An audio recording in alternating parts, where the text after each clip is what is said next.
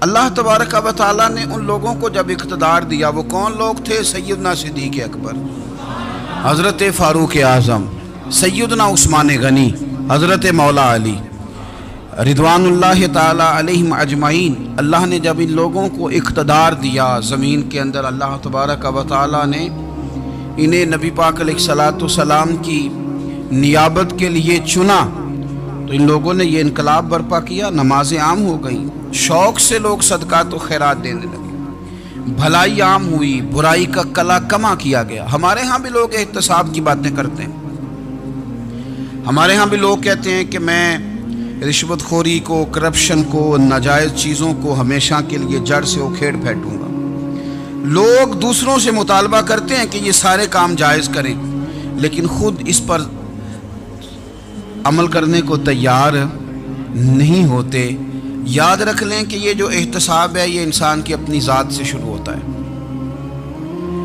آپ جب نظام احتساب دنیا کے اندر مستحکم کرنا چاہتے ہیں تو اس میں پھر آپ کو اپنی ذات کو سامنے پیش کرنا پڑے گا۔ آج ہم بات کرنے جا رہے ہیں سیدنا فاروق اعظم رضی اللہ تعالیٰ عنہ۔ تو جناب عمر فاروق رضی اللہ تعالیٰ عنہ کا جو نظام احتساب ہے، انہوں نے اس کو گھر سے شروع کیا تھا، اپنے آپ سے اس کا آغاز فرمایا تھا۔ ہمارے ہاں یہ ہوتا ہے کہ جس بندے کے اکاؤنٹ میں اچھے خاصے پیسے ہیں، وہ بل جمع کرانے جائے تو اسے لائن میں نہیں لگنا پڑتا، مینیجر صاحب اسے آگے بلا لیتے، تو وہ بعد میں کیا کہہ رہا ہوتا ہے؟ کہتا دیکھو اللہ نے کتنی عزت دی ہے، مجھے لائن میں نہیں لگنا پڑا۔ بھائی لائن میں لگنا تو آپ کا یہ تھا کہ آپ سمجھتے کہ سارے مسلمان ہیں، مومنین ہیں، برابر ہیں، تو میں کسی کو تکلیف میں مبتلا نہ کروں۔ جب آپ آگے چلے گئے تھے تو آپ نے بہت سارے لوگوں کا حق مارا تھا، وہ لائن میں جو لگے ہوئے تھے ان کا وقت لمبا ہو گیا تھا۔ آپ نے تو اپنے آپ کو احتساب کے لیے پیش ہی نہیں کیا، بلکہ آپ نے کہہ دیا کہ جناب میرا تو رتبہ اعلیٰ ہے، لہذا یہ میرا حق بنتا تھا، مجھے تو استحکام ملنا چاہیے تھا۔ یہاں بہت سارے لوگوں نے اپنے حق میں چیزوں کو اور رنگ میں پیش کیا۔ سیدنا فاروق اعظم رضی اللہ تعالیٰ عنہ نے اس نظام احتساب کو اپنے گھر سے شروع فرمایا۔ حضرت عمر فاروق رضی اللہ تعالیٰ عنہ اپنے بچوں سے فرمایا کرتے تھے کہ جب میں حکم لوگوں کو کروں گا نا، اپنی رعایا کو، مسلمانوں کو میں کوئی حکم دوں گا تو تمہیں پہلے اس پر عمل کرنا پڑے گا۔ آپ فرمایا کرتے تھے یاد رکھنا لوگ تمہیں اس طرح دیکھیں گے، لوگ اس طرح تمہیں دیکھیں گے جس طرح گوشت کھانے والا پرندہ گوشت کو دیکھا کرتا ہے۔ چیل گوشت کھاتی ہے تو کیا کبھی اس کو پیغام بھیجنا پڑا ہے کہ تو آجا یہاں گائے مر گئی ہے، بھینس مر گئی ہے؟ خود بخود اس کی نظر ہوتی ہے، وہ پہنچ جاتی ہے۔ جناب عمر فرمانے لگے میرے گھر والوں، میرے بیٹوں، میری بیٹیوں، میری اہلیہ، لوگ تمہیں اس طرح دیکھیں گے جس طرح گوشت کھانے والے پرندے دیکھتے ہیں، لہذا میں جب کسی کو عمل کروں تو پہلے تمہیں اس پر عمل کرنا پڑے گا جب میں کسی کو حکم دوں۔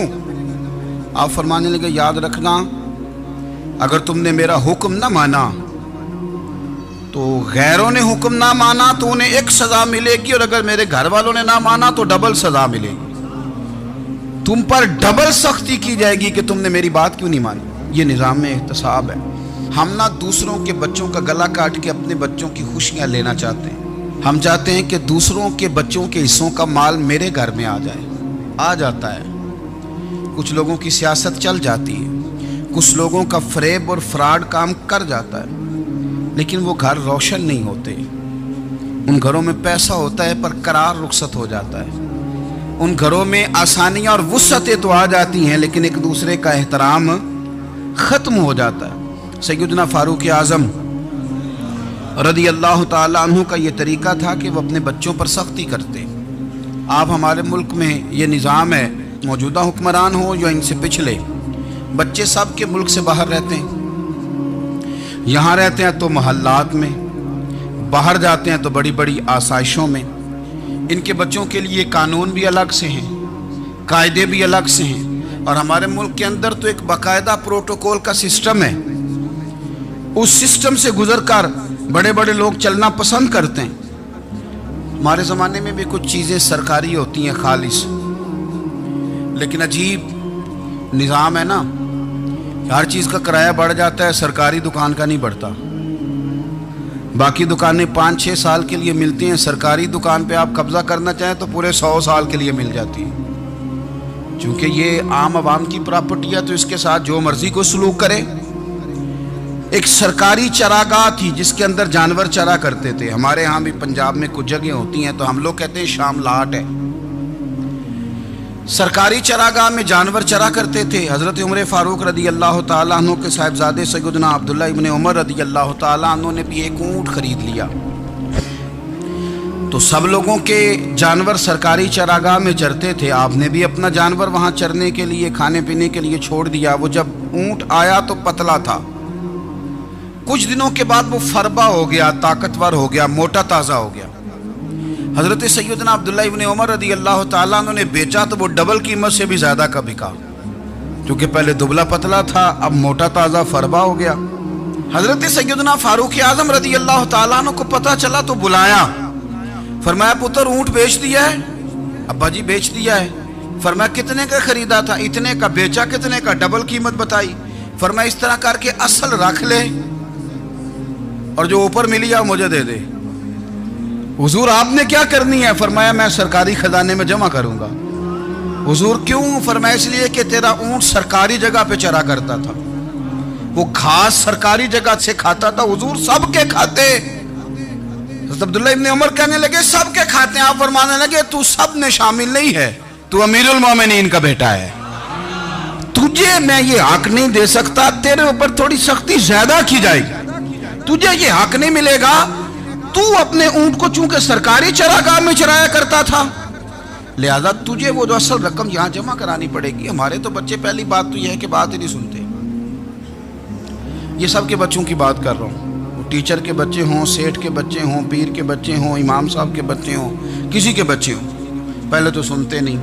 اور اللہ خیر کرے اگر آپ کوئی سنانا چاہیں تو فوری طور پر وہ ہوم منسٹری کے پاس پہنچ جاتے ہیں، ان کی اماں ان کی وکیل بن جاتی، آپ کہہ ہی کچھ نہیں سکتے، حالات رخ بدل جاتے۔ اس کا نقصان یہ ہوتا ہے کہ ان کو تراشا نہیں جا سکتا، ان کو ہیرے نہیں بنایا جا سکتا، ان کے اوپر کچھ ایسی میل کچیل چڑھ جاتی ہے جو بڑی عجیب و غریب ہوتی۔ اور کچھ لوگ ایسے ہوتے ہیں جو خرابی کرنے میں بھی اپنا کردار ادا کرتے ہیں، خرابی کرنے میں، اور بڑے لوگوں سے منسلک ہونے کے لیے لوگ رستے تلاش کرتے ہیں، رستے۔ میں چونکہ چیزوں کا مطالعہ کرنے کا بڑا شوقین ہوں، تو میری والدہ داخل تھیں کئی سال پہلے ہسپتال میں، تو مجھے اس ہسپتال میں کچھ دن رہنا پڑا۔ ایک پرائیویٹ ہاسپٹل تھا، تو اس میں انہوں نے جگہ جگہ لکھ کے لگایا تھا ملازمین کو بخشیش نہ دیں، ہم ان کو بڑی اچھی معقول تنخواہ دیتے ہیں، سیلری بڑی عمدہ ہے، تو لوگ بخشیش نہ دیں۔ میں نے جو مینجمنٹ کے لوگ تھے ہاسپٹل کی، ان میں سے ایک سے میں نے کہا کہ اگر کوئی بندہ اپنی خوشی سے دینا چاہے تو آپ نے بڑا موٹا لکھ کے لگایا برائے مہربانی ان کو بخشیش نہ دیں۔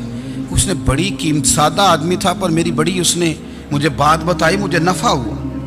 کہنے لگے مولوی صاحب جب کچھ امیر لوگ ہسپتال میں مریض لے کے آتے ہیں تو وہ صفائی والے کو پہلے ہی 500 روپیہ دکھا لیتے ہیں آتے ہی، پھر وہ جیسے آواز دیتے ہیں صفائی والے فٹافٹ اندر آتے ہیں، ان کا کمرہ صاف کرتے ہیں۔ تو سارے تو بیچارے اتنے مالدار نہیں ہوتے کہ آتے ہی پہلے کام والے کو 500 دیں۔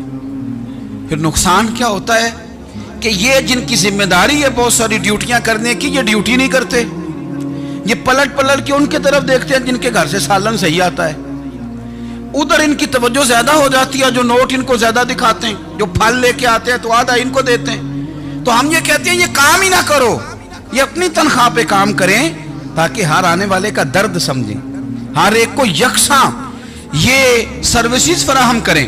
تو ہم یہ کام کرتے ہیں، ہم ایم پی اے کے اور کسی سے ہمارا تعلق نہ بنے تو ہم جناب اس کے ڈرائیور سے ہی تعلق بنا لیتے ہیں، ہم وہ جو آپریٹ کرنے والا ہوتا ہے ٹیلی فون اسی سے بڑا تعلق بناتے ہیں، اس کو مٹھائی کا ڈبہ جلدی پہنچا دیتے ہیں۔ تو اسی طرح سے بڑے لوگوں کی اولادوں کو بگاڑا جاتا ہے۔ حضرت عاصم بن عمر رضی اللہ تعالیٰ عنہ، یہ سیدنا فاروق اعظم کے بیٹے تھے، مصر گئے تو لوگوں کو پتہ چلا حضرت عمر کے بیٹے آئے، لوگوں نے تحفے دیے، بڑی بڑی چیزیں آپ کو دی، حضرت عمر کا بیٹا آیا، بڑے گفٹ دیے۔ تو صاحبزادے واپس آئے تو ان کے پاس بڑے تحائف تھے۔ سیدنا عمر فاروق رضی اللہ تعالیٰ عنہ نے دیکھا تو فرمایا ادھر لانا تحفے، कहा अब्बा जी लोगों ने मुझे दिए हैं। फरमाया तूने क्यों बताया था कि मैं अमीरुल मोमिनीन का बेटा हूं? कहा हुजूर उनको वैसे ही पता चल गया।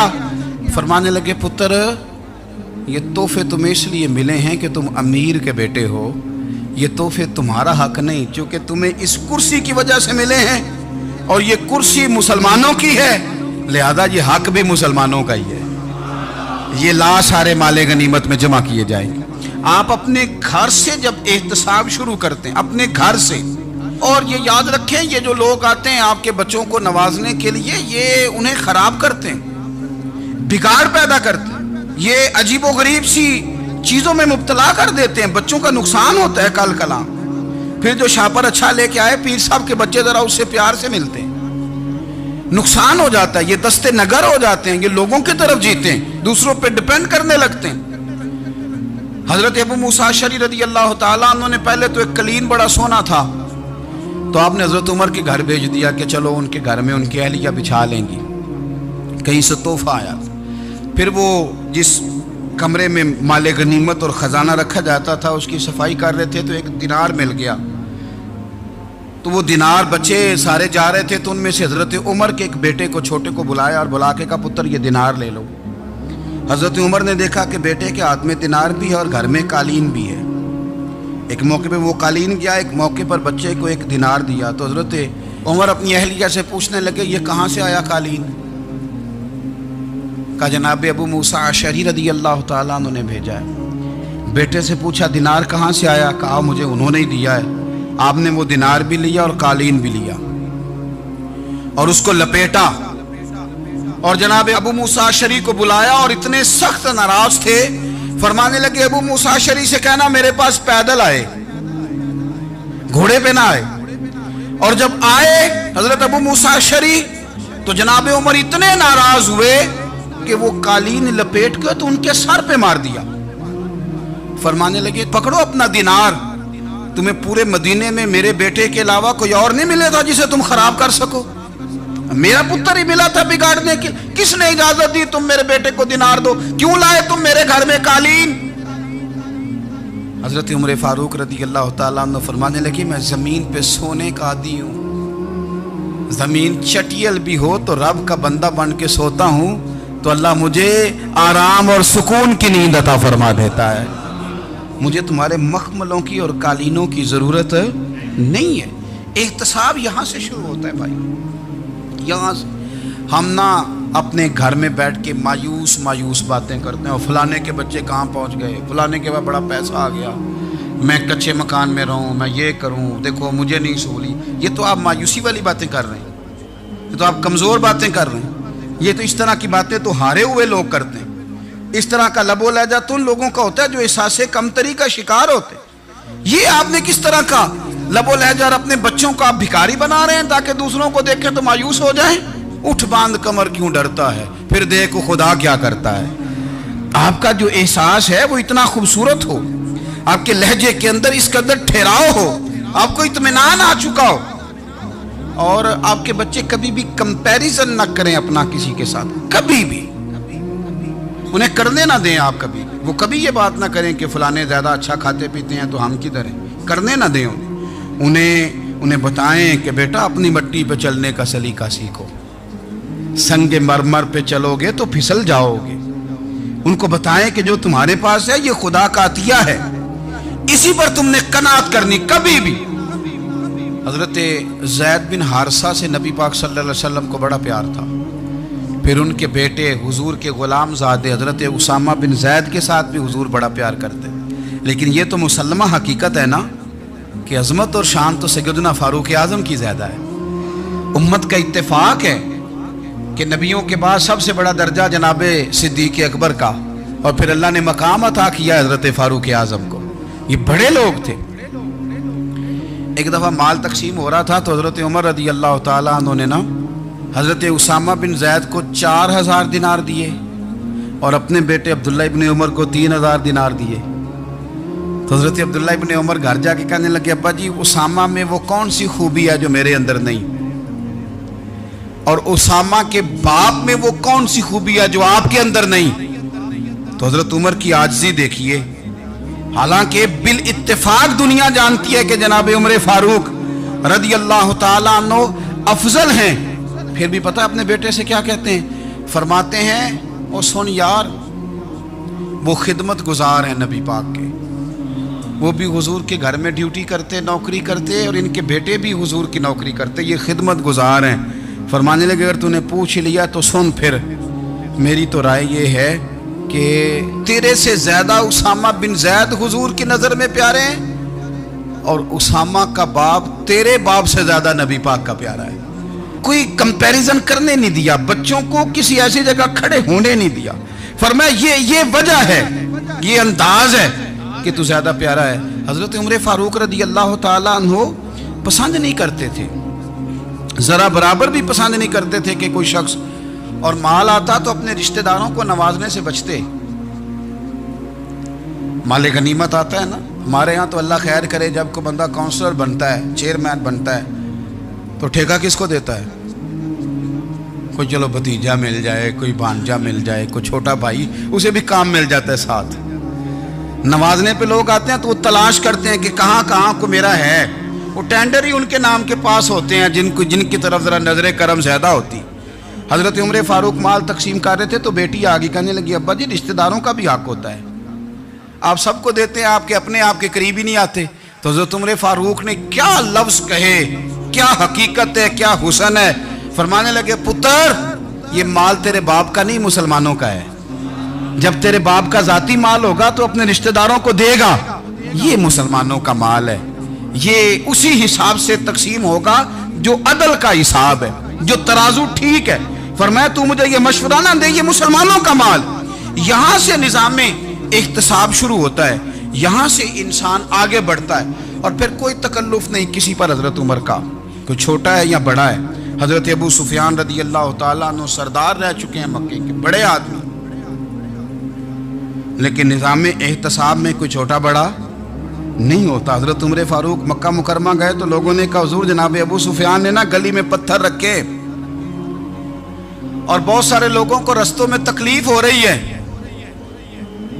تو حضرت ابو سفیان رضی اللہ تعالیٰ عنہ سے بھی لوگ کہہ دیتے تو وہ بھی اٹھا دیتے، لیکن لوگوں نے چونکہ وہ سردار تھے، بڑے تھے، تو لوگوں نے ان سے کہا نہیں۔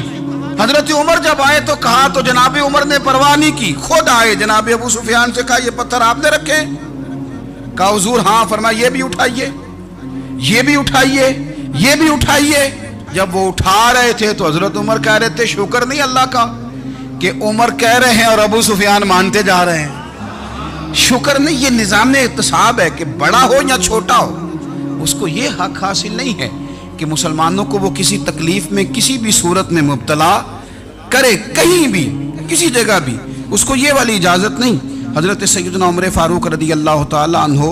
پھر ایک اور بات تھی، میں کئی دفعہ یہ بات کہتا ہوں اور مجھے ذاتی طور پر اس کا بڑا تجربہ ہے۔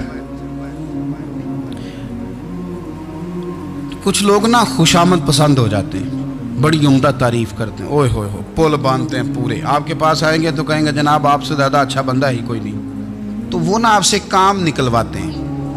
پھر وہ کسی دوسرے کے پاس جاتے ہیں تو اسی طرح کا رویہ وہ دوسروں کے ساتھ کرتے ہیں۔ یہ عام لوگوں میں بھی مرض ہوتا ہے، عام لوگوں میں بھی۔ اور بادشاہ ہو بندہ اگر، پھر تو اس کا دل کرتا ہے میں اگر بادشاہ سلامت ہوں تو دو چار بندے دیہڑی پہ رکھ لوں پر میری تعریف ضرور کریں۔ پابندی ہوتی ہے، لوگ یہ کام بڑے شوق سے کرتے ہیں۔ اور شیخ سعدی فرمایا کرتے تھے لکڑی کو گھن کھا جاتی ہے اور بڑے لوگوں کو خوشامد کھا جاتی ہے خوشامد۔ حضرت عمر فاروق رضی اللہ تعالیٰ عنہ اس معاملے میں بھی بڑے مضبوط تھے۔ ویسے مجھے اور آپ کو اچھا کون لگتا ہے؟ ہماری غلطیاں بتانے والا؟ ہمارے ایسا فرمایا کرتے تھے اپنے دشمنوں کی باتوں پر بھی غور رکھو، تمہارے دشمن تمہیں نکھار دیتے ہیں، تمہارے اندر جو کوتاہیاں ہوتی ہیں وہ تمہیں پتہ چل جاتی ہیں کہ یہاں میری اصلاح ہو رہی، ان پر غور کرو وہ کیا کہتے ہیں۔ حضرت عمر فاروق کی تعریف کی ایک بندے نے، کمال تعریف کی، وہ اس کا خیال تھا کہ رزلٹ بڑا شاندار آئے گا، بادشاہ کی تعریف ہوتی تھی تو پھر تھیلی جاتی تھی اشرفیوں کی، کمال رزلٹ آئے گا۔ تو حضرت عمر جب وہ پوری کر چکا نا بات تو فرمانے لگے تو خود بھی ہلاک ہوا اور مجھے بھی ہلاک ہی کر دیا ہے۔ خود بھی تباہ ہوا ہے، مجھے بھی تباہ کر دیا. کس طرح کی باتیں کر رہا ہے. ایک بندہ اور آیا اور اس نے آ کے کہا کہ پوری امت میں سب سے افضل ہے فاروق اعظم آپ ہی ہیں. تو حضرت عمر فاروق فرمانے لگے تجھے تیری ماں روئے، ابو بکر تجھ سے بھی افضل تھے، تیرے باپ سے بھی افضل تھے، اور صدیق اکبر مجھ سے بھی افضل ہے اور میرے باپ سے بھی افضل ہے. یہ تو کس طرح کی بات کر رہا ہے. یہاں ہر شے ہضم نہیں ہو جاتی، فوری طور پہ لوگ ڈکار بھی پورا نہیں لیتے. قرآن مجید نے کہا فَلَا تُزَكُّوا أَنفُسَكُمْ هُوَ أَعْلَمُ بِمَنِ اتَّقَىٰ. اپنے منہ سے نہ کہو میں پاک صاف ہوں، اللہ زیادہ بہتر جانتا ہے کہ تم میں سے پرہیزگار کون ہے. اپنے منہ سے تعریفیں کرتے کراتے ہو، یہ مزاج چھوڑ دیں. حضرت عمر رضی اللہ تعالیٰ عنہ پسند نہیں کرتے تھے. ایک آدمی نہ چلتا تھا وہاں تو بڑا متکبرانہ چال کے ساتھ چلتا. حضرت عمر نے دیکھا، یہاں تک احتساب فرماتے تھے، زمین پہ زور زور سے پیر پٹکتا، چال بڑی اس کی متکبرانہ، لوگ بڑے پریشان ہوتے. حضرت عمر نے ایک دن سمجھایا، باز نہیں آیا. اگلے دن پہ درہ نکال لیا، لگائے 4 درے، فرمایا آج کے بعد نہ چلنا اس طرح مدینے میں پیر پٹک پٹک کے. اس وقت تو اسے غصہ لگا، لیکن کچھ دیر کے بعد نا جب غصہ اترا تو حضرت عمر کے پاس آیا، کہنے لگا حضور اللہ آپ کا بھلا کرے، آپ نے درے نہیں مارے، آپ نے تو شیطان بھگا دیا جو میرے ساتھ چمٹا ہوا تھا. چمٹا ہوا شیطان آپ نے مجھ سے بھگا دیا ہے. یاد رکھیں مسند امام احمد بن حنبل میں حدیث ہے، اللہ کے پیارے رسول صلی اللہ علیہ وسلم فرماتے ہیں جو دنیا میں متکبرانہ چال کے ساتھ چلتا ہے نا، قیامت کے دن وہ اللہ سے اس حال میں ملے گا کہ رب اس سے ناراض ہوگا. متکبرانہ چال سے نہیں چلیں گے. تو حضرت فاروق اعظم رضی اللہ تعالیٰ عنہ کا یہ طریقہ تھا کہ آپ خیال کرتے. اور پتہ کس طرح کا آپ کا مزاج تھا؟ فرماتے تھے تقسیم کرو، دوسروں کا بھی خیال رکھو. جس طرح بندہ دیوانہ وار نہیں لوگوں کا خیال رکھتا کہ بندہ بگڑے کوئی نہ، دیوانہ وار. کچھ لوگ تبلیغ کرتے ہیں رسمی، اور کچھ لوگ ایسے ہوتے ہیں جو لوگوں کی اصلاح میں دیوانے ہو جاتے ہیں. ان کی خواہش ہوتی ہے یہاں بھی بندہ ٹھیک ہو جائے، یہاں بھی بندہ ٹھیک ہو جائے، یہاں بھی بندہ ٹھیک ہو. کچھ لوگ کڑی نگرانی کرتے ہیں کہ انسان بگڑنے نہ پائے. حضرت عمر فاروق رضی اللہ تعالیٰ عنہ نا گوشت والی دکان کے پیچھے جا کے بیٹھ گئے کئی دنوں تک. وہ کہنے لگا حضور یہاں کیا ہے؟ فرمایا تو اپنا کام کرنا. گوشت والی دکان پہ بیٹھے، کام کر اپنا. نگرانی کرنے لگے حضرت عمر. پھر آپ نے نا وہ بندے پکڑ لیے. کون؟ جو 2 دن مسلسل گوشت خریدنے آئے، پکڑ کے کھڑا کر لیا. فرمایا تو کل بھی گوشت لینے آیا تھا؟ حضور ہاں. فرمایا آج پھر کھائے گا؟ حضور جی. تو آپ فرمانے لگے کیا تیرے محلے سے غربت ختم ہو گئی ہے؟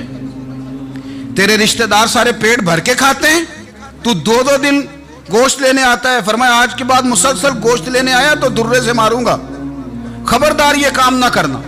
یہاں تک نظام احتساب کا جب خیال رکھا جائے پھر حالات بگڑا نہیں کرتے، پھر وہ قابو میں رہا کرتے. حضرت عمر فاروق رضی اللہ تعالیٰ عنہ اس ترتیب کے ساتھ اصلاح کرتے، اس ترتیب کے ساتھ. سیدنا فاروق اعظم رضی اللہ تعالیٰ عنہ کی ایک بات آخر میں عرض کرنی ہے، وہ میں بھی اپنے اوپر لاگو کروں، آپ بھی غور کریں. حضرت عمر فاروق رضی اللہ تعالیٰ عنہ نے نا خط لکھا حضرت ابو موسیٰ اشعری کو. آپ فرمانے لگے یاد رکھنا جو گورنر، جو امیر اپنے رب کریم کی فرما برداری کرتا رہتا ہے نا، اس کی رعایا بھی اس کی فرما برداری کرتی ہے. اور جو لوگ اپنے رب کریم کی فرما برداری چھوڑ دیتے ہیں، پھر جنہوں نے ان کی فرما برداری کرنی ہوتی ہے وہ ان کی فرما برداری چھوڑ دیتے ہیں. آپ نے سپہ سالاروں کو خط لکھے تھے، فوج کے جو جرنیل تھے، کمانڈو تھے، ان کو خط لکھے تھے. فرمایا جو سپاہی نماز نہیں پڑھتا اسے فوج سے نکال دو. اور ساتھ لکھا تھا یاد رکھو جو رب کا وفادار نہیں وہ ہمارا کیسے ہو سکتا ہے، نکال دو ان لوگوں کو، فوج سے الگ کر دو. ہم آج جو بے پناہ پریشان ہیں کہ ہمارے بچے بات نہیں مانتے، شاگرد بات نہیں مانتے، ہم شکوے کرتے ہیں، بے ادبی بڑھ گئی. ادب کے ساتھ میں گزارش کروں گا بڑوں کی بارگاہوں میں، جو میری طرح کے بڑے بنے ہوئے ہیں، بزرگوں سے نہیں بات کرتا، ان سے میں کہوں گا کہ ہمیں ایک دفعہ اپنے اوپر بھی تو غور کر لینا چاہیے. کہیں ایسا تو نہیں ہے کہ ہم جب تک اللہ تعالیٰ کے فرما بردار تھے، جب تک ہم تقوی کے معیار پر تھے، ہماری بات ماننے والے ہماری بات مان رہے تھے. کہیں ایسا تو نہیں کہ ہم اس معیار سے ہل گئے ہیں تو اب جو ہمارے فرما بردار تھے وہاں سے ہل گئے. حضرت عمر رضی اللہ تعالیٰ عنہ فرمایا کرتے تھے کہ لوگوں کو عجب میں مبتلا نہیں ہونا چاہیے، خود پسندی کا جو ماحول ہوتا ہے اس سے لوگوں کو ہمیشہ نکلنا چاہیے۔ حضرت عمر کے ایک صاحبزادے نے کنگھی کر لی، اچھا لباس پہن لیا تو درہ مارا جناب عمر نے، تو آپ کی بیٹی کہنے لگی ابا جی یہ تو بالکل جائز ہے، اچھے کپڑے پہننا، اچھا لباس پہننا اور سر میں کنگھی کر لینا، اس پر درہ کیوں مار دیا؟ تو آپ فرمانے لگے بیٹا یہ خود پسندی میں مبتلا ہونے لگا تھا، یہ اپنے آپ کو بہت بھلا سمجھنے لگا تھا، اس کا خیال تھا کہ میں یوں میرے علاوہ کوئی نہیں، یہ اس مقام پہ جا رہا تھا جہاں اس کی تربیت رک جاتی، اس لیے درہ مارا ہے۔ ایک دفعہ حکومتی معاملات کے اندر آپ کی اہلیہ نے مشورہ دینا چاہا، بڑے کام بیویاں نہیں کرتی، بڑے بڑے معاملات میں مداخلت نہیں کرتی۔ ہمارے بر صغیر میں وہ بادشاہ نہیں گزرا کہ جو فیصلہ کرتا تھا تو کرسی پہ بیٹھ جاتا تھا اور پردے کے پیچھے اس کی بیوی بیٹھ جاتی تھی، اور جب وہ فیصلہ سنانے لگتا تو یوں گردن پیچھے کرتا اور اہلیہ جو کہتی وہ فیصلہ سنا دیتا۔ لیکن ایک دفعہ خاتون نے ایک آدمی کو حضرت عمر نے معزول کیا تو آپ کی اہلیہ نے، اس آدمی کی اہلیہ حضرت عمر کی اہلیہ سے ملی ہوں گی، تو خاتون نے ذرا سفارش کرنی چاہی، تو جناب عمر فاروق رضی اللہ تعالیٰ عنہ کے ہاتھ میں عصا تھا، ڈنڈا تھا، 2-3 دفعہ زمین پہ مارا، فرمایا تمہیں کس نے اجازت دی ہے حکومتی معاملات میں مشورہ دینے کی؟ یہ مشورہ مولا علی دیں گے یا عثمان غنی دیں گے؟ آپ کو کس نے اجازت دی؟ وہ حکومتی معاملات، وہ مسلمانوں کا اجتماعی معاملہ وہ مسلمان دیکھیں گے، آپ کو اس میں آنے کی اجازت نہیں ہے۔ جو آپ کی ذمہ داریاں ہیں، آپ کے حقوق ہیں، ان پر آپ بات کریں۔ تو بھائی نظام میں احتساب اپنی ذات سے شروع کریں۔ ہماری اولادیں، ہمارے بچے، وہ باہر سے انہوں نے زیادہ اثر نہیں لیا، ہم نے انہیں بتایا ہے کہ ہم بڑے غریب ہیں، ہم بڑے مجبور ہیں، ہم تو بڑے کمزور ہیں، ہماری تو سنتا کوئی نہیں، یہ تو امیروں کا ملک ہے، اس میں تو فلانے کو اہمیت حاصل ہے۔ ان باتوں نے ہمارے بچوں کو کمزور کیا ہے، ان باتوں نے ہمارے بچوں کے دلوں میں احساس کمزوری پیدا کیا ہے۔ آپ ان کو جینا سکھائیں، آپ ان لوگوں کو بتلائیں کہ رب کریم نے جو تمہارے لیے بہتر سمجھا وہ تمہیں اپنے فضل سے بڑا عطا فرمایا ہے۔ آپ ان کو ان کے مقام پر رہ کر خوددار اور قناعت پسند ہونا سکھائیں، آپ یقین کریں گھر امن والا بن جائے گا۔ بچے اگر بھنا ہوا گوشت کھا رہے ہوں اور پھر بھی لاڑی رہے ہوں کہ مسالہ میری مرضی کا نہیں، سٹائل میری مرضی کا نہیں، ٹیسٹ میری مرضی کا نہیں، یہ والا گوشت میں نے نہیں کھانا، یہ اس طرح کر کے بھنا ہوتا تو پھر میں نے کھانا تھا، وہ زیادہ خوفناک صورتحال ہو جاتی ہے۔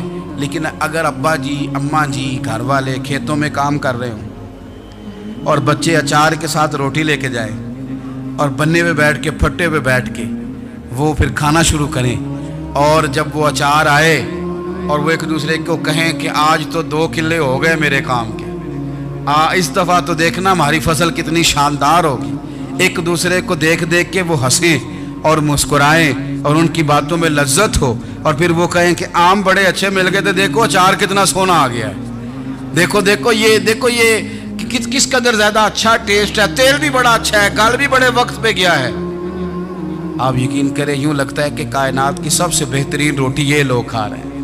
یہ سوچ حضرت عمر نے ہمیں دی ہے، یہ فکر جناب عمر نے ہم تک پہنچائی ہے۔ اللہ ہمیں سمجھنے کی توفیق عطا فرمائے۔ آخر دعوایا ان الحمدللہ رب العالمین۔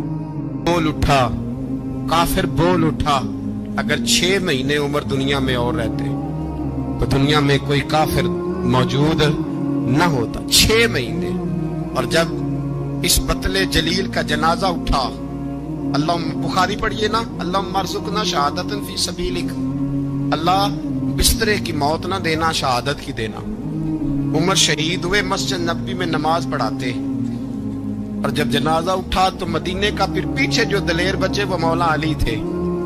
مولا علی جناب عمر کا جنازہ اٹھا تو سب سے پہلی ہائے جو نکلی وہ حضرت علی کی زبان سے نکلی، اور حضرت علی کی ساری داڑھی آنسوؤں سے بھر گئی۔ لوگوں نے کہا کہ علی کیا ہوا؟ فرمانے لگے تم دیکھ نہیں رہے جنازہ کس کا اٹھا ہے، پلٹ کے دیکھو تو صحیح، تمہیں پتہ نہیں ہے کون گیا ہے؟ کہ حضور کیا ہوا؟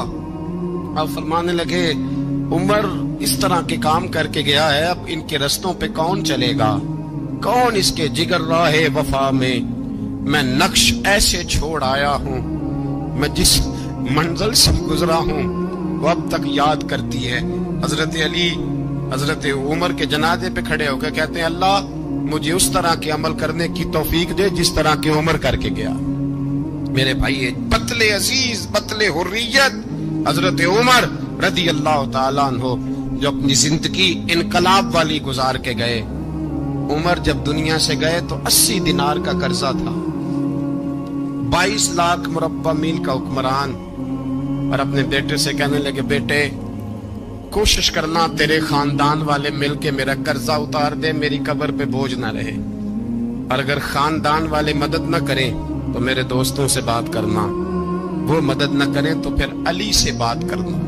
ان کا پیار آپس میں اتنا، اور تو اختلاف ثابت کر رہا۔ 80 دینار کا قرضہ چھوڑ کر حضرت عمر دنیا سے گئے، اور جاتی دفعہ کہہ گئے میرے بعد میرے بچوں کو حکومت کے مشورے میں بھی شامل نہ کرنا، حکومت کے مشورے میں بھی میری اولاد شامل نہ ہو۔ اتنا بڑا شخص اتنا بڑا رنگ دے کے یکم محرم کو جب عمر فاروق کا وصال ہوا تو بیٹے سے کہنے لگے اما عائشہ سے جا کے کہو میرا بھی نبی پاک کے روزے میں دفن ہونے کو دل کرتا ہے۔ ایک قبر کی جگہ ہے اما جی نے اپنے لیے رکھی ہے، بخاری ہے بخاری۔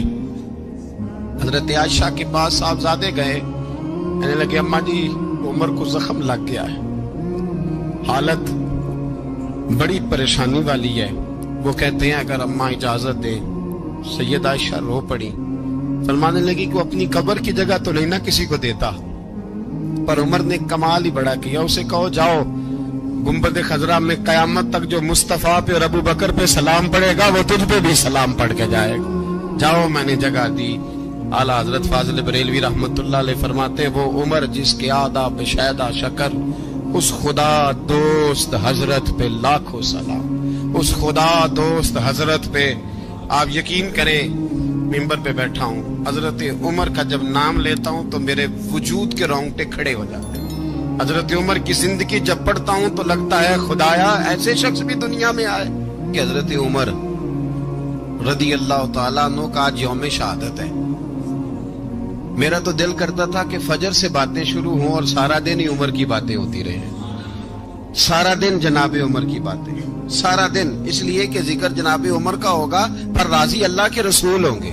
میرے رسول پاک علیہ السلام سب کے لیے دعا مانگتے ہیں نا، حضور کی دعا عام ہے، لیکن مصطفیٰ کریم نے کعبے کا غلاف تھام لیا اور غلاف کعبہ کو حضور نے سینے سے لپٹایا اور سینے سے چمٹا کے کہا اللہ میں نے تو کبھی سوال ہی زیادہ نہیں کیے، میں کرنے آیا ہوں، مجھے عمر دے دے، عمر دے دے۔ حضور نے مانگ کے لیا، اور پھر جب جس کو حضور مانگے اللہ سے، حضرت عوف بن مالک اشجعی ایک صحابی ہیں، حضرت عوف بن مالک رضی اللہ تعالیٰ عنہ فرماتے ہیں کہ جناب ابو بکر صدیق کا زمانہ تھا تو میں نے خواب دیکھا، میں نے خواب میں جناب عمر کو دیکھا، اور میں نے دیکھا کہ کوئی کہنے والا کہہ رہا ہے کہ عمر وہ ہے کہ اللہ کے رستے میں کوئی اسے جتنا مرضی برا بھلا کہے یہ پرواہ نہیں کرتا۔ کس کے رستے میں؟ بولے سارے۔ اس کا مطلب ہے اللہ کے رستے میں لوگ برا بھلا بھی، قرآن مجید نے کہا وَلَا يَخَافُونَ لَوْمَةَ لَائِمٍ، کچھ لوگ ایسے ہیں جو برا بھلا کہنے والوں کی لوگ پرواہ نہیں کرتے۔ اور دوسری بات میں نے یہ دیکھی کہ عمر خلیفہ بنے گا، اور تیسری بات میں نے خواب میں یہ دیکھی کہ عمر شہید بھی کیا جائے گا، عمر شہید بھی ہوگا۔ یہ میں نے 3 باتیں خواب میں دیکھی۔ فرماتے ہیں میں نے آ کے خواب حضرت ابو بکر صدیق کو سنائی، وہ خلیفہ تھے، وہ کہنے لگے ٹھہر جا میں عمر کو بلاتا ہوں اس کے سامنے دوبارہ سنانا، اس کے سامنے۔ فرماتے ہیں میں نے بلایا حضرت عمر فاروق کو، آ کے بیٹھے، خواب شروع ہوا۔ کہا ایک بات تو میں نے یہ دیکھی کہ آپ ملامت کرنے والے کی پرواہ نہیں کرتے، دوسرا آپ خلیفہ بنے گے۔ جناب عمر کہنے لگے چپ کر، ابو بکر کے سامنے ہی کہہ رہا ہے، چپ کر، خلیفہ کے سامنے کہہ رہا ہے۔ تو حضرت ابو بکر صدیق کہنے لگے عمر اسے کہنے دو، مجھے لگتا ہے رب کی رضا یہی ہے کہ میرے بعد اگر مصطفیٰ کا منبر ملے تو عمر کو ہی ملے، اسے کہنے دو، کہنے دو۔ حضرت عمر رضی اللہ تعالیٰ عنہ کو تیسری بات کہی، حضرت عوف بن مالک نے کہا آپ شہید کیے جائیں گے، میں نے خواب دیکھی ہے۔ نیک لوگوں کے خواب بڑی حد تک سچے ہوتے ہیں، کہا میں نے خواب دیکھی ہے. تو حضرت عمر کہنے لگے شہید تو دلیر لوگ ہوتے ہیں, شہید تو دلیر, جسے سارا زمانہ دلیر کہہ رہا ہے وہ اپنے بارے میں کیا کہہ رہا ہے؟ کہتے ہیں شہید تو دلیر, میں تو کاہل سا آدمی ہوں, سست آدمی ہوں, میں تو اتنا کام ہی نہیں کرتا, تو یہ خواب تو نے جو ٹھیک دیکھا ہے نا پھر سے دیکھنا. تو ابو بکر صدیق فرمانے لگے عاجزی نہ کر, انکساری نہ کر, تو جو کہہ رہا ہے ٹھیک کہہ رہا ہے, لیکن مجھے سن کے شکر بھی ہوا ہے اور افسوس بھی ہوا ہے. افسوس اس بات کا کہ تیرے جیسا بطل عظیم چلا جائے گا, اور شکر اس بات کا کہ رب تجھے زندگی بھی اعزاز والی دے گا, اور شہادت کی موت دے کے اللہ تجھے موت بھی عزت والی عطا فرمائے گا. اللہ موت بھی تجھے عزت والی دے گا, تجھے کاہلوں جیسی موت اللہ. حضرت فاروق اعظم رضی اللہ, او بھائی یہاں تو اس زمانے کا سب سے بڑا مسئلہ پروٹوکول ہے. ہم چھوٹے طبقے سے لے کر بڑے سارے پروٹوکول کے قائل ہیں, پر حضرت عمر رضی اللہ تعالی, حضرت عمر کی سادگی اور پھر جناب عمر کی عاجزی, جب انسان اپنے اوپر سوار کر لیتا ہے نا, سوار کر لیتا ہے, میں بدکار پرانا خادم, کسے در ملی نٹ ہوئی, تے واصف یار نے نظر جو کیتی تے واصف ہی ہو. میں اکثر سوچتا ہوں حضور نے جہاں بھی کہا نا, فرمایا میرے بعد نبی ہوتے تو خطاب کے بیٹے عمر ہوتے. حضور نے فرمایا عمر جس رستے سے جاتا ہے شیطان وہ رستہ بدل جاتا ہے. نبی پاک صلی اللہ علیہ وسلم نے فرمایا میرا عمر وہ ہے کہ اس کی زبان پر حق جاری ہے. حضور علیہ الصلوۃ والسلام نے فرمایا 950 سال حضرت جبریل میرے عمر کی شان بیان کریں تو ان کی عظمت ختم نہیں ہوتی.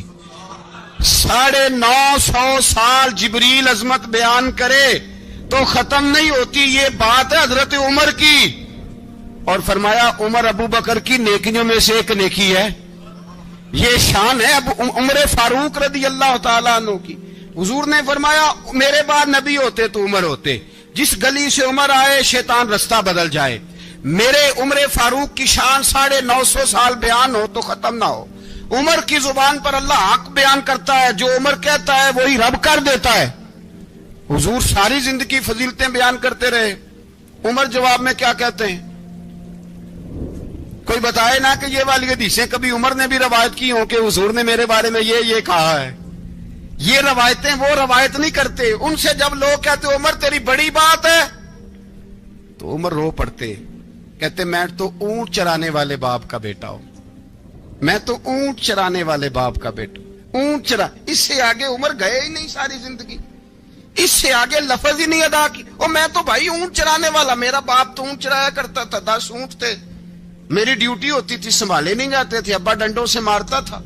ساری زندگی عمر حج کرنے گئے, ایک خشک تنا کھجور کا عمر فاروق رضی اللہ تعالیٰ عنہ نے اس کو اپنے کلاوے میں لیا, رونے لگے.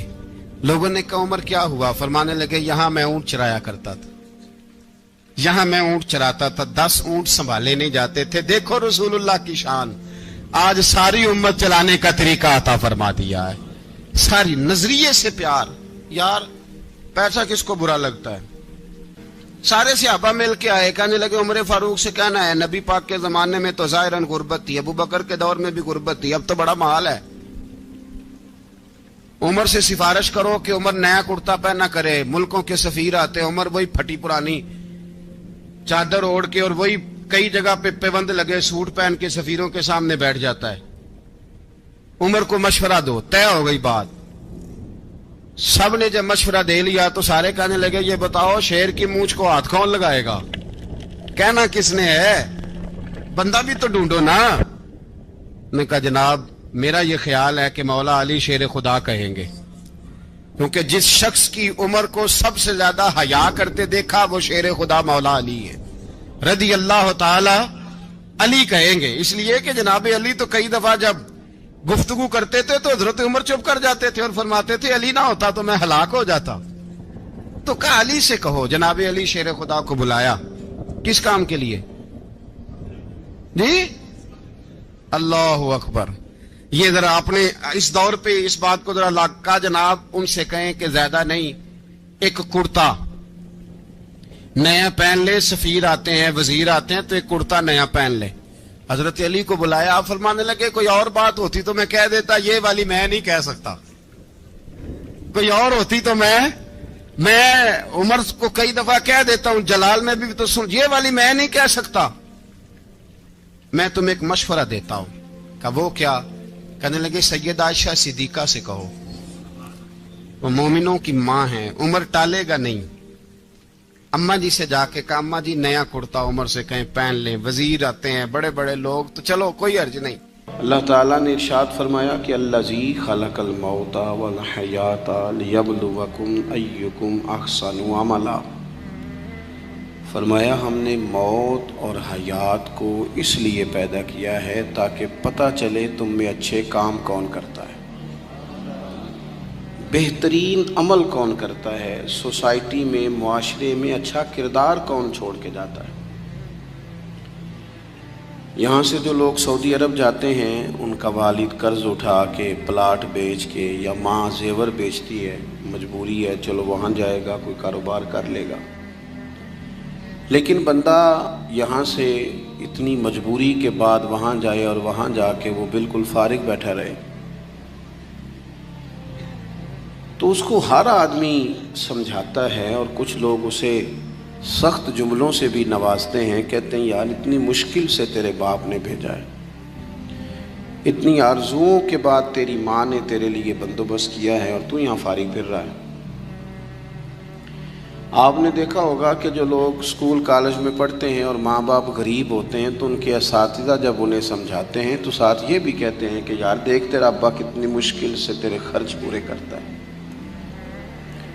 اگر کوئی شخص بھی کسی بھی مقام پہ کوئی ذمہ داری اسے دی جائے اور وہ اپنی ڈیوٹی ٹھیک نہ کرے، مقصد پورا نہ کرے، تو لوگ اس سے خوش نہیں ہوتے، لوگ اس کے لیے اچھے جذبات نہیں رکھتے، کہتے تو اپنا مقصد نہیں پورا، میں یہاں آیا ہوں آپ کو اللہ رسول کی بات بتانے، آپ نے اچھا گمان کر کے مجھے دعوت دے لی کہ شاید یہ ہمیں صحیح طرح سمجھا سکتا ہے، اب میں یہاں آ کے آپ کو اللہ رسول کی بات بتاؤں ہی کوئی نہ، تو آپ کہیں گے میاں آپ کو تو بلایا تھا کہ آپ ہمیں کوئی سمجھا دیں، کوئی نصیحت کر دیں، تو آپ تو ادھر ادھر کی ہانک کے چلے گئے، قبول نہیں کریں گے لوگ۔ مقصد کو سمجھنا چاہیے، رزق ضرور کمائیں، بڑی اچھی بات ہے، نکاح، بچے، گھر، برادری، قبیلہ، یہ ساری چیزیں ضمن ہیں، ذیل ہیں، اصل کیا ہے؟ ایکم احسن عملا، مقصد تمہارا یہ ہے کہ پتہ چلے تم میں بہترین عمل کون کرتا ہے۔ اپنے بچوں کے لیے دوڑ دھوپ کرنا یا مال دولت جمع کرنا یا جناب آسائشیں اکٹھی کرنا، یہ تو غیر مسلم بھی کر رہا ہے۔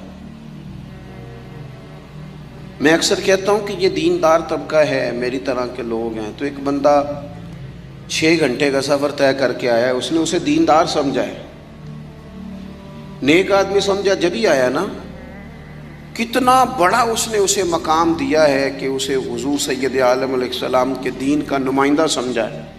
یہ خطیب صاحب ہیں، یہ استاد صاحب ہیں، امام صاحب ہیں، پیر صاحب ہیں، کتنا بڑا اپنا مقام اگر بندہ کبھی سمجھے تو کتنا لوگوں نے اسے بڑا درجہ دیا ہے۔ اب ایک بندہ ولی سمجھ کے آ رہا ہے، اس کو کتنا درجہ ملے گا، لیکن اگر سامنے والا جس کو وہ اتنا مقدس مقام دیتا ہے کہ ولی سمجھتا ہے، اور اس بندے کا لالچ 2-4 ہزار ہو جائے، 15-20 ہزار 25 ہزار کی تقریر بیچے، نعت بیچے، دعا بیچے، معاذ اللہ، تو اس کا درجہ کتنا بڑا تھا اور وہ آ کہاں پہ گیا ہے۔ بھئی یہ کام تو کوئی اور کاروبار کر کے بھی کیا جا سکتا ہے، ضروری تھا کہ حضور کی تعریف کر کے تم کمائی اکٹھی کرتے تو کوئی اور کام کر لیتے، بڑے کام ہیں دنیا میں، کوئی اور کر لیتے۔ مقاصد ہمیشہ اعلیٰ رکھیں، چھوٹا مقصد، بڑے مقاصد۔ یہ جو آرام ہے، آسودگی ہے، آرام سے بیٹھنا ہے، کھانا پینا ہے، اچھا گھر ہونا چاہیے، تنگ کوئی نہ کرے، تو حضرت امام حسین تو مسجد نبوی کے خطیب ہیں، حضور کے روضے پہ بیٹھے ہیں، لوگ پلکیں بچھا کے سلام کرتے ہیں، تو ٹھیک ہے بیٹھے رہتے، موج لگی ہوئی تھی، کیا ضرورت تھی؟ لیکن امام علی مقام رضی اللہ تعالیٰ عنہ نے مقصد دین رسول پاک سے سیکھا تھا۔ اپنی زندگی میں آگے بڑھنا، کچھ جد و جہد کرنا، ملت کے لیے، قوم کے لیے، وطن کے لیے، اپنوں کے لیے کوئی کوشش کرنا، ہمت کرنا، نکلنا، اور اپنی ذات سے اٹھ کر تھوڑا سا سوچنا، یہ معیار دین ہے۔ کوئی کام انسان زندگی میں کرے۔ ہم یہاں تو کچھ کرتے نہیں، اور اگر کرتے بھی ہیں تو وہ کیا ہے بھلا؟ مرضی کے کپڑے خرید لو، مرضی کے جوتے لے لو، مرضی کا مکان بنا لو۔ آپ حیران ہوں گے کہ ہم اس ملک میں رہتے ہیں جہاں سیلاب آیا ہوا ہے، غریب لوگ تکلیف میں ہیں، لوگ خیمہ بستیوں میں رہتے ہیں، پر نئے ماڈل کا موبائل مارکیٹ میں آئے تو وہ شارٹ ہو جاتا ہے۔ ایک طرف لوگوں کو رہنے کو جگہ نہیں، کھانے کو روٹی نہیں، اور دوسری طرف حال یہ ہے کہ لوگ کہہ رہے ہیں جناب گاڑی ہمیں پہلے چاہیے، گاڑی بک کرائیے، وہ پہلے مل جائے، 2-4 لاکھ زیادہ دینا پڑے تو ہم دے دیں گے۔ یہ مقصود نہیں۔ مقصد جب بڑا ہو جاتا ہے نا، بڑا، پھر خود بخود یہ چیزیں چھوٹی لگنے لگ جاتی ہیں۔ یہ جتنی دوڑ دھوپ ذاتی زندگی کے لیے یہ چھوٹی لگنے لگ جاتی ہے۔ یہ بھلا لوگ اکتائے کیوں رہتے ہیں؟ مقصد اعلیٰ نہیں بنایا۔ چلے ایک بندے کا مقصد ہے میں نے شہرت حاصل کرنی ہے، ہو گئی شہرت، جہاں سے جاتا ہے لوگ سلوٹ مارتے ہیں، اب ختم ہو گئی زندگی۔ ایک شخص نے یہ مقصد بنا لیا کہ میں نے بہت سارا مال جمع کرنا ہے، تو ہو گیا مال جمع، تجوریاں بڑی پڑی ہیں، اندر کروڑوں روپیہ ہے، لیکن بیمار ہو گئے تو بیماری صحت پیسوں سے خریدی نہیں خریدی گئی۔ حضرت حسن بصری کہتے ہیں کہ میں ایک بادشاہ سے مجھے کوئی کام تھا، میں ملنے گیا تو مجھے پتہ چلا کہ بادشاہ سال میں ایک دفعہ اپنے گاؤں جاتا ہے۔ میں اس کے پیچھے اس کے گاؤں چلا گیا تو وہاں ایک قبر تھی۔ بادشاہ نے سب سے پہلے پڑھے لکھے لوگ لا کے قبر کے قریب کھڑے کیے، تو میں نے پوچھا یہ کیا ہو رہا ہے؟ کہنے لگے ذرا دیکھو، یہ بادشاہ کا ایک ہی بیٹا تھا، ایک کی اکلوتا اس کی قبر ہے۔ پڑھے لکھے لوگ پہلے کھڑا کیے، پھر اس کے بعد اس نے ڈاکٹر، حکیم، طبیب کھڑے کیے، پھر اس کے بعد اس نے فوجی، سپہ سالار، نیزہ باز، گھوڑ سوار کھڑے کیے۔ یہ کیا ہو رہا ہے؟ تو کہتے ہیں مجھے بتایا گیا اس کا ایک ہی بیٹا تھا، بیمار ہو گیا، پھر فوت ہو گیا۔ بادشاہ سال کے بعد یہاں آ کے کہتا ہے پتر یہ سارے پڑھے لکھے لوگ میں نے تیری قبر پہ کھڑے کیے ہیں ملک کے، اگر علم لڑا کے تجھے بچایا جا سکتا تو شاید میں مرنے نہ دیتا۔ پھر یہ حکیم، طبیب، یہ سارے کھڑے ہیں، اور بادشاہ کہتا ہے بیٹا اگر یہ ساری ان کی دانائی دے کے تجھے بچایا جا سکتا تو شاید میں تجھے مرنے نہ دیتا۔ پھر بادشاہ سپہ سالاروں کو، گھوڑ سواروں کو، تیر اندازوں کو کھڑا کر کے کہتا ہے پتر اگر طاقتیں لڑا کے بھی موت روکی جا سکتی معاذ اللہ تو شاید میں روک لیتا۔ پھر وہ آخر میں اپنے سر سے تاج اتار کے قبر کے پیروں والی سائڈ پہ رکھ کے رو پڑا، کہنے لگا پتر اگر حکومت دے کے، تخت دے کے بھی تجھے بچایا جا سکتا تو میں فقیر بن کے زندگی گزار لیتا پر تجھے بچا لیتا، لیکن کل نفس ذائقۃ الموت۔ ہم نہ بھول گئے اصل مقصود کیا ہے، کیوں آئے ہیں۔ ہمارا طرز زندگی، اٹھنا بیٹھنا چند ذاتی معاملات کے لیے، چند ذاتی۔ میں کہتا ہوں کہ اگر دین پر بھی عمل، دیکھو نا، وظیفہ پڑھنے سے روزی میں برکت ہوتی ہے، شک کوئی نہیں، صدقہ دینے سے بلائیں دور ہوتی ہیں، شک، بالکل ٹھیک باتیں اپنی جگہ پہ۔ کیا صدقہ رب راضی کرنے کے لیے دینا ہے کہ بلا دور کرنے کے لیے؟ شک کوئی نہیں اس میں کہ آپ اللہ کی راہ میں خیرات کریں گے تو روزی میں برکت ہوگی، تو آج آ کے وہ وظیفہ بھی صرف روزی میں برکت کے لیے ہی پڑھنا ہے۔ وہ جو سب سے بڑی رضا ہے رب کی، دیکھو ضروری نہیں ہوتا۔ میرے حضرت صاحب رحمۃ اللہ علیہ ایک دفعہ بھی میرے گھر نہیں آئے، اور آپ حیران ہوں گے کہ میں سمجھتا ہوں کہ شاید بہتر ہوا، کیونکہ میری اتنی حیثیت نہیں نا، اوقات نہیں نا، میں کو جیتے دل بر سونا، میں کیوں کر اس نو بھاواں ویڑے میرے وڑدا نہ ہی پئی لکھ وسیلے پاواں. میں سمجھتا ہوں کہ اگر ان کی بات مان لی، ان کے طریقے پہ عمل کر لیا، ان کی کوئی رضا مل گئی اپنے بزرگوں کی، اساتذہ کی، تو یہ زیادہ ضروری کام ہے، یا زیادہ ضروری کام یہ ہے کہ فوٹو ساتھ آ جائے، یا زیادہ ضروری کام یہ ہے کہ وہ کسی جگہ ریکارڈڈ، باقاعدہ ریکارڈڈ میری تعریف کر دیں کہ بلے بلے. یہ تو ٹھیک ہی نہیں. چیزوں کو جب تک ان کی اصل میں نہیں لیا جاتا، اصول میں، اتنی دیر تک معاملات بہتر ہے. ہم آئے ہیں دنیا میں بڑے بڑے کام کرنے، ہمیں کوئی کام کرنا چاہیے. ہمارا بڑا وقت ضائع ہوتا ہے، کوئی مقصد نہیں ہمارا فضول خوش گپیوں کا، لیکن مار رہے ہیں گپے.